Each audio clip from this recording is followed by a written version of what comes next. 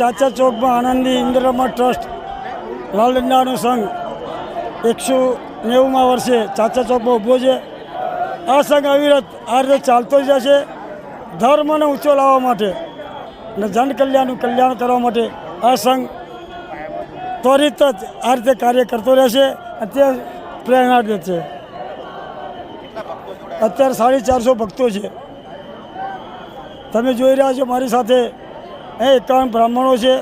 જમણી બાજુ છે ભટ્ટુ પહેરો છે, ડાબી બાજુ કમંડળ એટલે અમારું પૂજાનું પાત્ર છે. અમારે ચંદ્ર દર્શન હોય ત્યારે ભાદરવા સુદ પડવો હોય કે બીજ હોય એ દિવસે અમારું પ્રસ્થાન થાય.